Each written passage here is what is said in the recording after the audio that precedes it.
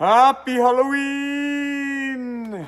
I'm coming to you from the Fortress of Boxes. We have here nearly, well, not quite, well, we do have 400 cardboard boxes. Not all of them are assembled. Some of them still need to be put together, but we've spent a lot of work making this fortress of boxes for our science kits, and it's been quite a process. And I want to update you all because I want to provide especially the donors and the people who have been helping and giving materials and just being so amazing. Some of you have been volunteering your time and just being so awesome. I want to provide you a little bit of an update with how we're doing on this crazy project. I'm in my Halloween costume. It's Friday evening. I've been working on this project and getting it all going all night. I had a really fun Halloween lesson. We got a new kitten, a class pet kitten, so I wanted to dress up as a cat for Halloween. We learned about spooky skeletons and stuff. But yeah, I want to tell you guys a little bit, provide you an update on the science kits because a lot has been happening. We've been working really, really hard. It's been crazy and amazing, but we're finally getting there. I had a goal of getting them done by Halloween. Didn't quite get to that goal, but I'm hoping to get them done within the next week.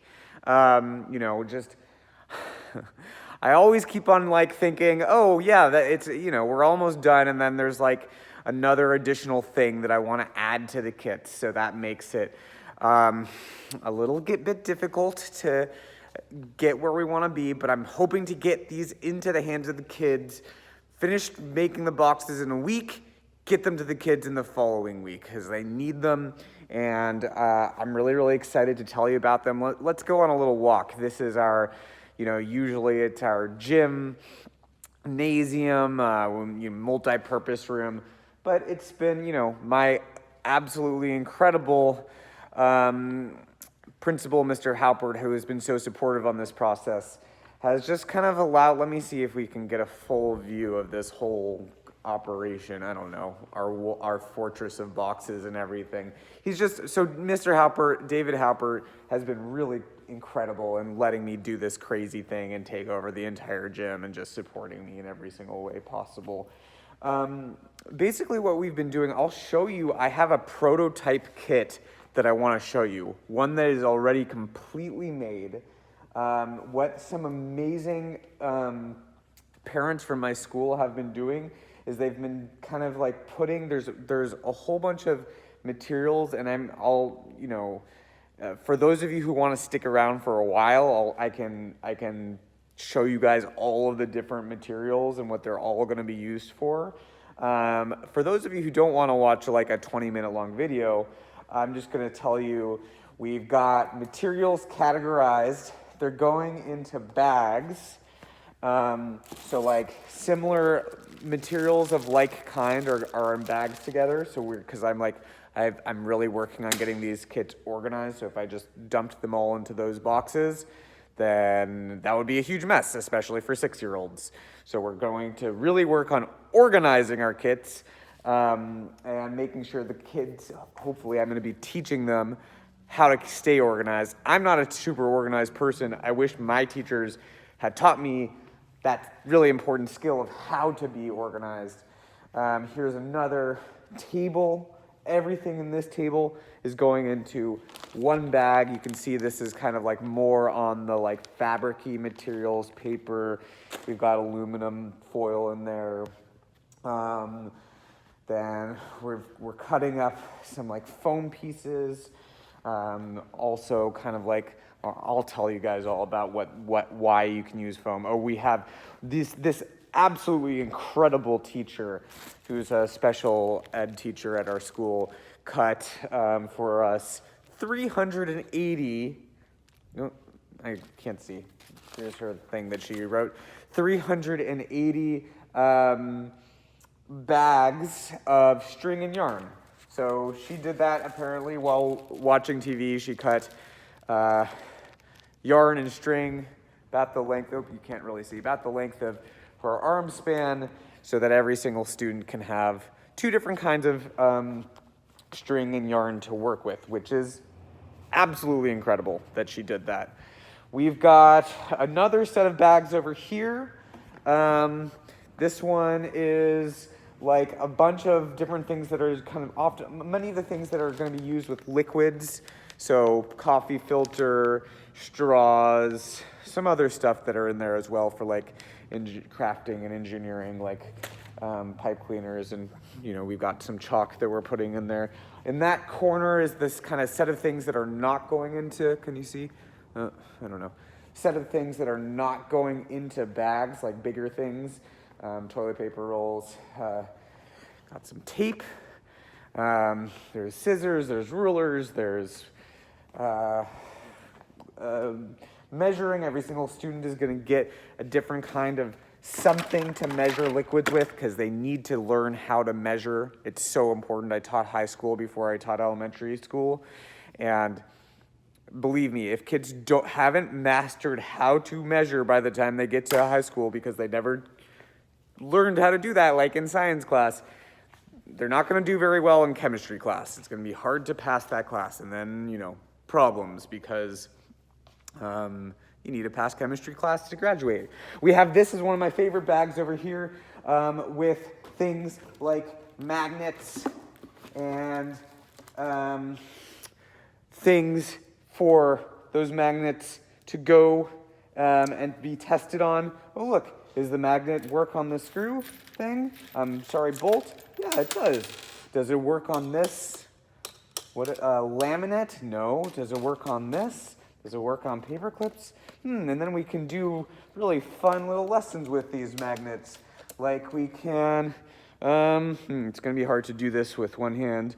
We can try and figure out how do we make these magnets, like how do we make a paperclip float, and etc. There's a reason why we got these specific magnets. We spent some of the money that was donated to get these specific magnets because Nancy Wright, who is my collaborator and amazing science teacher, mentor, etc., is obsessed with getting students, let me see if I can make this work. Oh no, this pen is too large. Well, she's obsessed with putting magnets with holes. I need to get a pencil to make this work because my pens are too large for some reason. Putting like one magnet on the pencil and then like the other one, and then you get it to float, and it's really cool, and you learn a lot about magnets. It's hard to visualize, and maybe I'll show people who are interested in watching the extended video later. And then we've got this whole operation to put flour in bags. Every kid's gonna have flour. We're gonna make Play-Doh and do some other interesting things with flour, salt.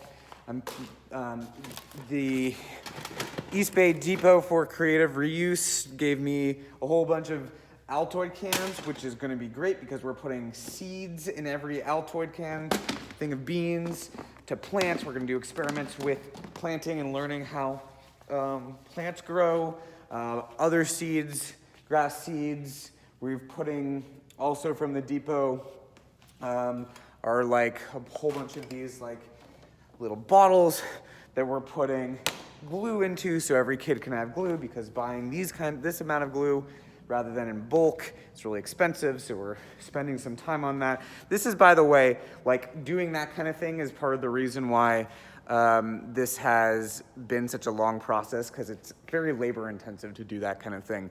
And I would not have been able to do this without the amazing parents here at Lorin Eden Elementary School.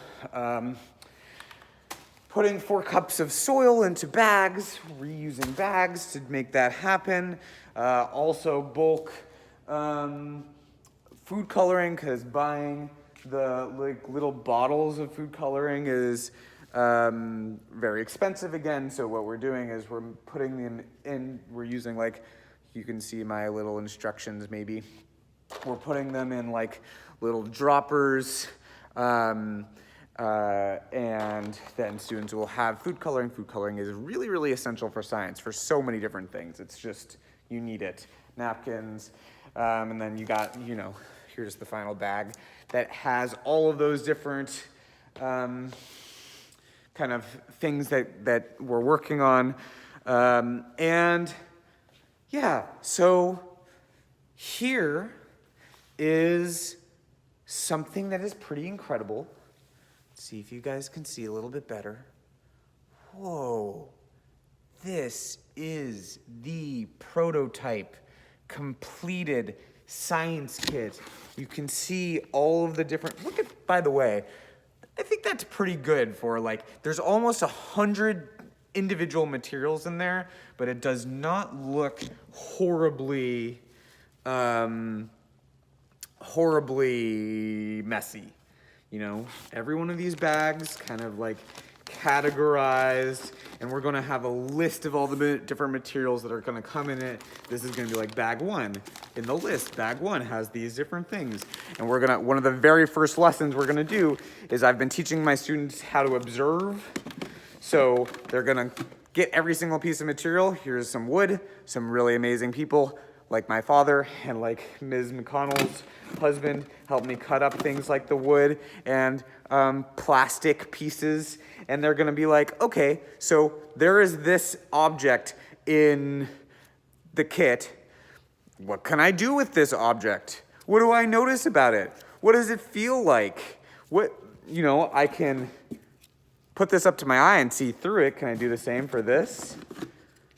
Does one feel colder than the other? I've talked about how I'm obsessed with the lesson I'm giving. By the way, we need people who have ice trays. We need more of these if you want to donate some extra that you got. So we're going to put, ice cubes that will be made with those ice trays onto things like wood, and then other things like tinfoil, which is in one of these bags. When you feel those two things, one of them feels warmer to the touch than the other. I'd like you all to make a prediction. Which one melts the ice faster? Turns out the one that feels colder does. Why does that happen?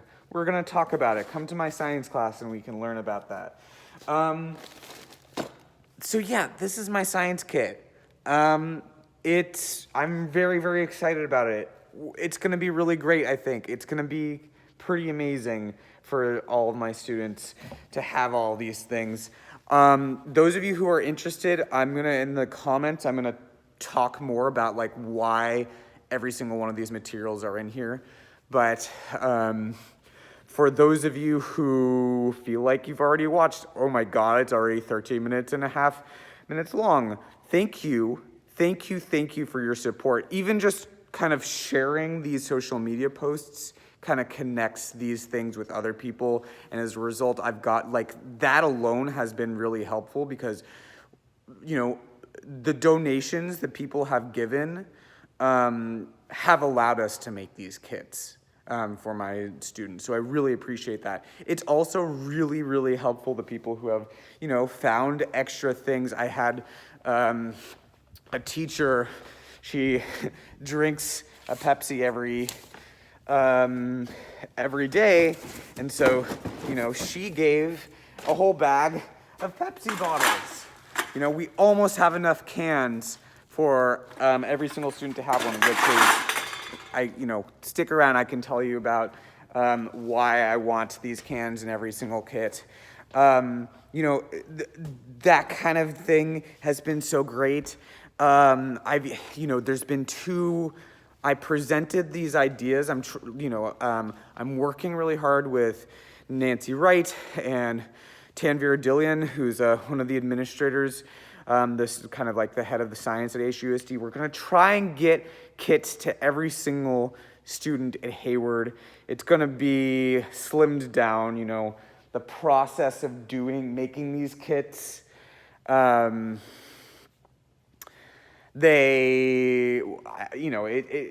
would be impossible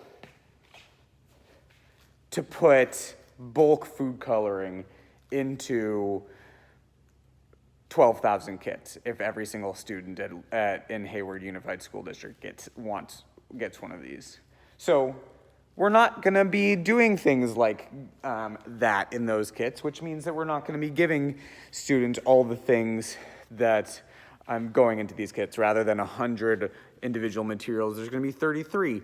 But that's still going to be great for the students. They're going to have so much access to material-based learning, if we can make these kits happen. And, we're writing a proposal, Nancy and Dillian. There's a lot to go on that, and there's been a lot of support. We still have to pilot the whole program in a kind of official way to move beyond. But, there's a lot of people who have been really supportive on getting those kits happening beyond just Lorin Eden, because it shouldn't just be my students who have access to these kits. It should be all students. Maybe someday, maybe after Hayward gets them all, we can move beyond and go to other districts as well.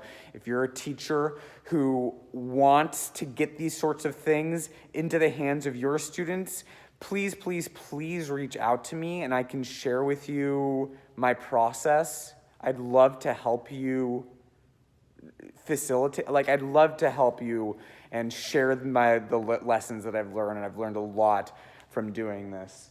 I'd love to help you be as successful as possible in any way I can. Yeah, it's crazy. It's almost 10 o'clock at night, and the custodian is going to kick me out pretty soon. But I'm just so excited. I'm so grateful to everybody who has been so incredibly helpful on this. There was a couple other things I was going to say. I'm going to post some lists of other things you can donate, materials in the comments, or maybe just attach it to this post if you want to do that. Like I said, I'm trying to get these out in the next week, so it would be helpful. That would be most helpful if you'd be able to get that to me in the next few days. Yeah. I'm going to make another video probably where I'll add on some other things, or maybe I'll just write them in the comments.